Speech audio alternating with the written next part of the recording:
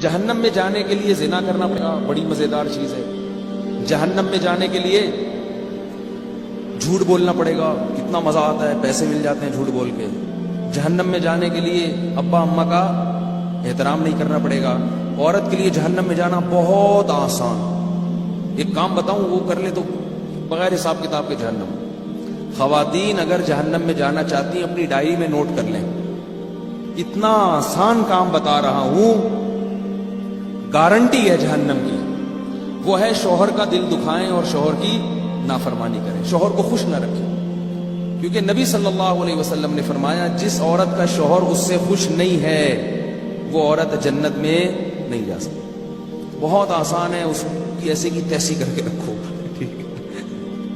خرچہ پورا لو، اس سے پرچیاں آئیں گی، 1 درجن انڈے لا دو، 1 کلو ٹماٹر لا دو، وہ خان سامہ جا رہا ہے ٹماٹر لینے کے لیے، انڈے لینے کے لیے، واپسی پہ دہی بھی لیتے آئیے گا، ابھی دہی لے کے آ رہا ہے، ایک میسج آ گیا، واپسی پہ 1 بڑی ڈبل روٹی بھی لیتے آئیے، پھر جا رہا ہے واپس، ٹھیک ہے نا۔ تو اس کا خون چوس کے رکھو، بیمار ہو جائے، آپ بیمار ہو جائیں تو اس سے سارے پیسے لو علاج کے، اگر ٹھیک نہیں ہو رہی تو اسی پہ ڈال دو کہ یہ صحیح خرچہ نہیں کر رہے۔ میں نے کہا تھا آغا خان لے کے جاؤ، انہوں نے لیاقت نیشنل میں داخل کرا دیا۔ بچہ اگر بیمار ہو جائے تو اس کا خرچہ بھی کس سے لیا جاتا ہے بھائی؟ ابا سے لیا جاتا ہے، بچوں کی فیسیں ابا سے لی جائیں گی، سارے اس کا خون نچوڑ دو، مگر مانو اپنی، منمانی کس کی ہوگی؟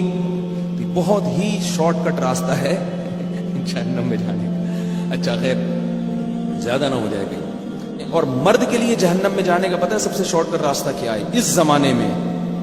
مردوں کے لیے ہے بد نظری، بے حیائی سے نہیں بچتے آج کل، انٹرنیٹ پر بیہودہ چیزیں دیکھی جا رہی ہیں، جہاں کوئی چمکتا دھمکتا چہرہ نظر آئے گا ایک دفعہ لازمی دیکھتے ہیں اس کو کہ یار حسرت نہ رہ جائے گا، اور پھر صحت بھی خراب ہوتی ہے، گناہوں کی طرف طبیعت بھی مائل ہوتی ہے۔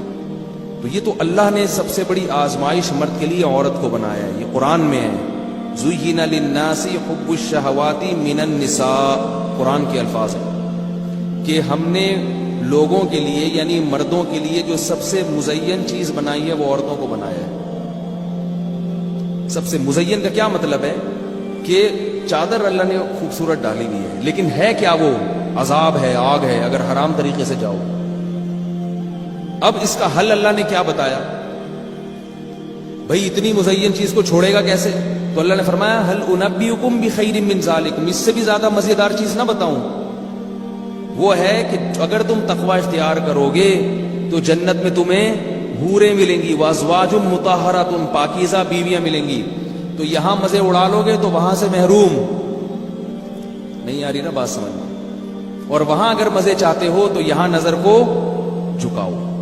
اور ایک اور طریقہ ہے وہ میں پھر ابھی بعد میں بتاؤں گا، آپ اکیلے میں مل لیں، ٹھیک ہے نا؟ ایک اور حل بھی اللہ نے بتایا قرآن میں، ایک اور حل بتایا، وہ ابھی سب کے سامنے بتانا مناسب نہیں۔ لوگ کہتے ہیں گھوم پھر کے نا ہر دفعہ ادھر ہی آ جاتے ہو، تو نکاح کر لو بھائی، حلال طریقے سے رکھو، نبیوں کی سنت ہے، اولاد ملے گی، حقوق ہوں گے۔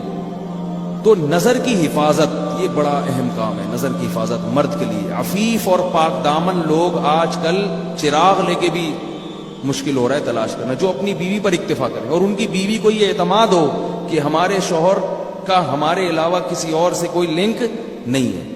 بہت سے ہیں اچھے، لیکن آج کل یہ میرے پاس بہت ساری کالز آتی ہیں خواتین کی کہ میاں صاحب غلط چکروں میں پڑے ہوئے۔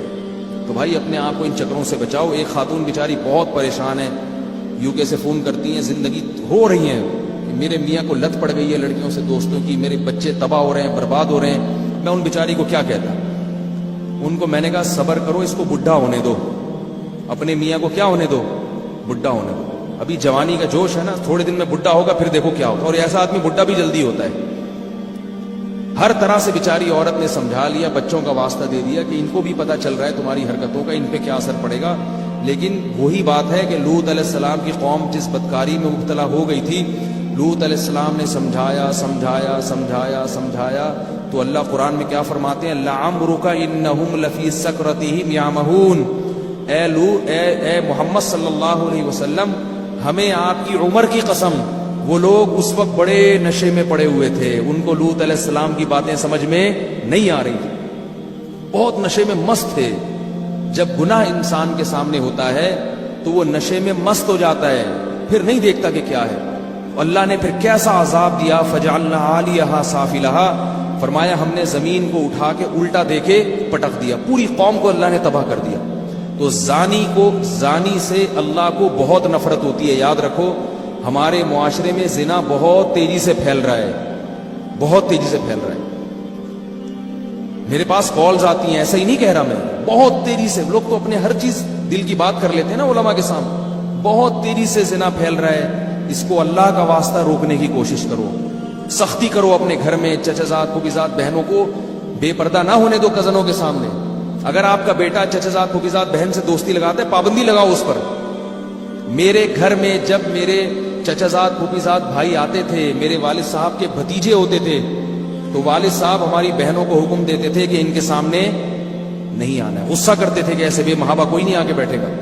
ان کو حکم تھا کہ آپ بیٹھک میں بیٹھیں اور یہیں سے پتلی گلی سے نکل جائیں، جس نے ملنا ہوگا آپ سے یہیں آ کے ملے گا، ناراض ہوتا ہے تو ہونے دو۔ بہت زیادہ برائی پھیل رہی ہے، مصافحہ کرنا کزنوں سے، گلے ملنا کزنوں سے، براڈ مائنڈڈ کہہ کے نا سب کو بے شرم بنا دیا ہے۔ براڈ مائنڈڈ ہیں ہم، کوئی گھٹیا تھوڑی ہیں، گلے بھی بڑے تمیز سے ملتے ہیں کہ ایسے جیسے بالکل کوئی احساس ہی نہیں ہو رہا ہمیں۔ چھوڑ دو اللہ کے بندو، یہ غیر مسلم کا کلچر ہے۔